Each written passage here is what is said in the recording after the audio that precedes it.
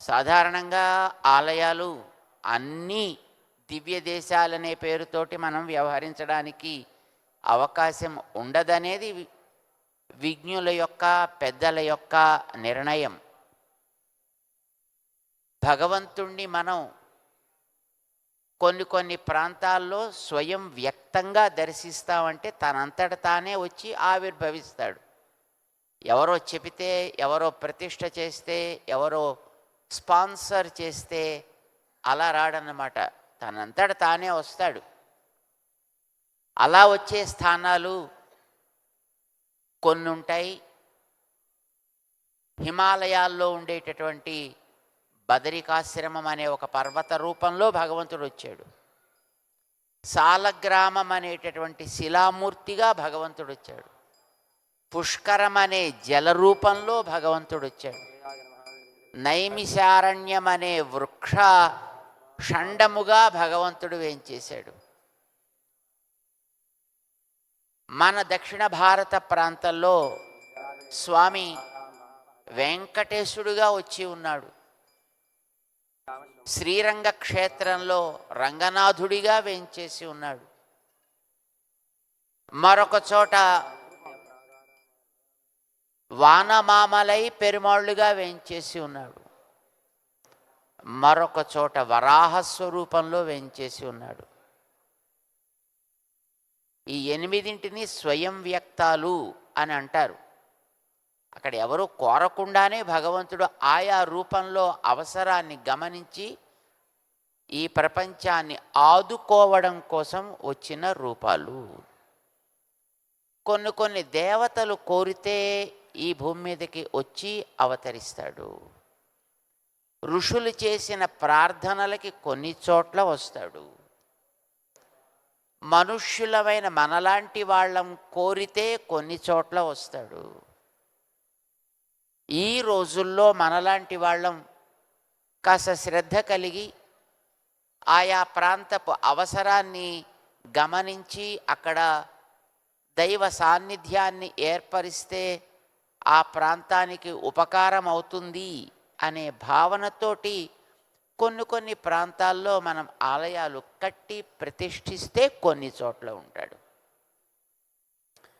ఇలా భగవంతుడు రాక అనేక రకాలుగా ఈ భూమి మీద విగ్రహ రూపంలో ఉంటుంది. దానికి అర్చా అవతారం అని అంటాం.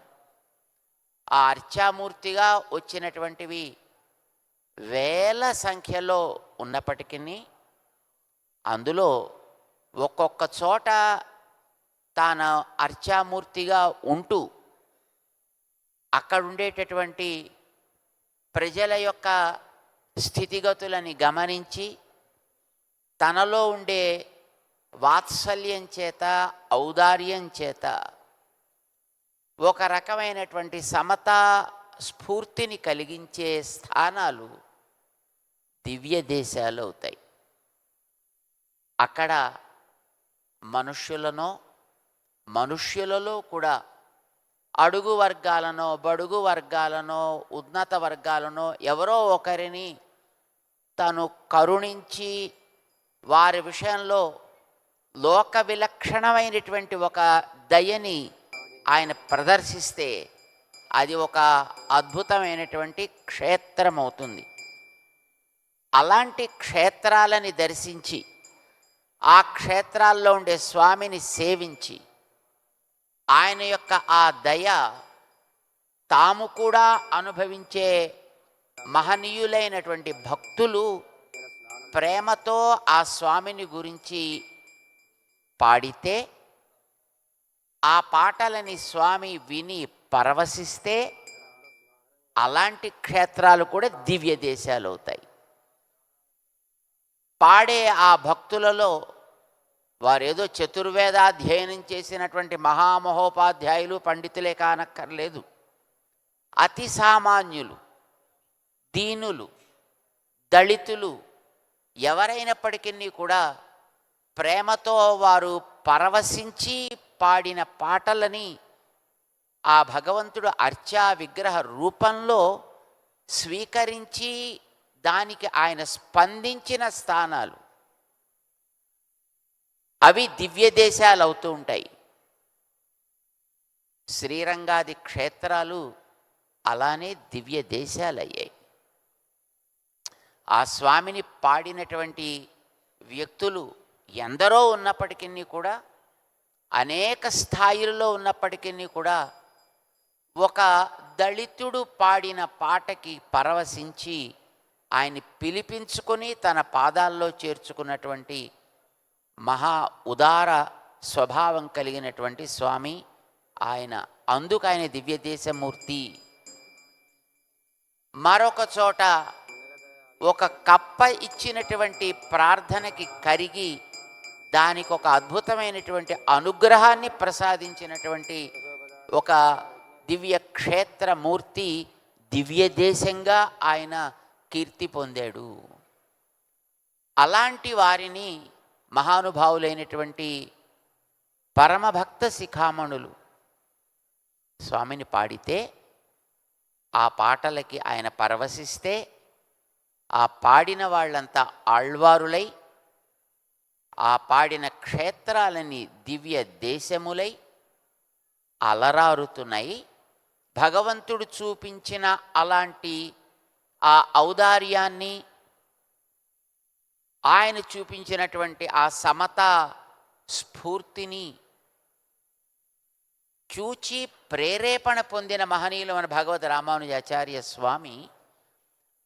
వారు దాన్ని తమ జీవితంలో ఆచరించి అందరి చేత ఆచరింప చేసే ఒక వ్యవస్థకి రూపకల్పన చేసిన సమతా మూర్తి కాగలిగారు.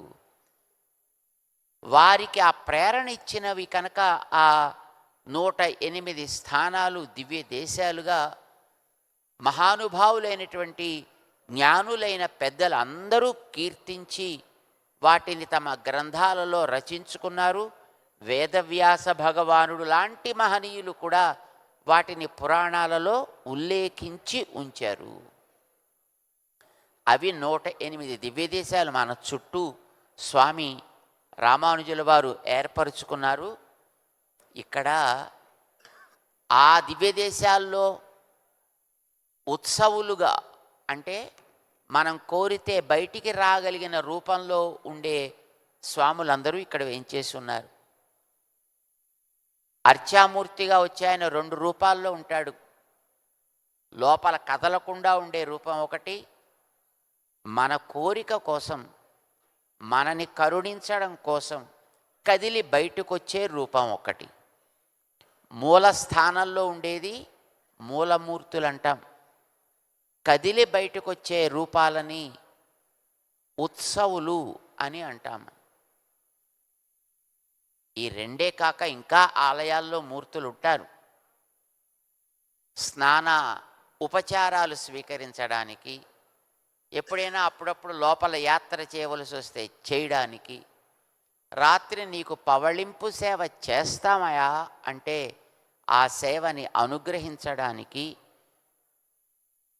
రకరకాల ఉపచారాలను అర్పిస్తే అందుకోవడానికి ఆయన ఆయా మూర్తులుగా ఉంటాడు. వాటిని బేరములు అని అంటారు. క్షేత్రపు ప్రభావాన్ని బట్టి 1 బేరమా, 3 బేరముల, 5 బేరముల, 7 బేరముల, అలాగా. అంటే మన తెలుగులో బేరం కాదు. తెలుగులో బేరం అంటే బార్గెనింగ్ చేయడం అన్నమాట. కానీ సంస్కృతంలో బేరం అంటే ఒక ఆకృతి విశేషం, భగవంతుడికి ఉండేటటువంటి ఒక దివ్య మంగళ విగ్రహ స్వరూపం. మన క్షేత్రంలో 108 దివ్య దేశాల్లో మూలమూర్తులు లోపల వెంచేసి ఉన్నారు. ఉత్సవాలు స్వీకరించేటటువంటి ఆ స్వామి ఇక్కడ వేంచేసి ఉన్నారు 108 ఆకృతులు ధరించి. ఆ 108 మందికి ఇప్పుడు ఏకకాలంలో ఉత్సవం జరుగుతుంది. ఎప్పుడెప్పుడు వారిని మొదట దర్శించడం జరిగిందో ఆ రోజు వారి వారి పుట్టినరోజు అని అంటాం. మామూలుగా అయితే పుట్టినరోజులు భగవన్మూర్తులకి వేరే వేరే ఉండొచ్చు. మనందరికీ తెలిసినది రాముడు పునర్వసు నాడు పుట్టాడు. ఆయన పుట్టినరోజు పునర్వసు నక్షత్రం.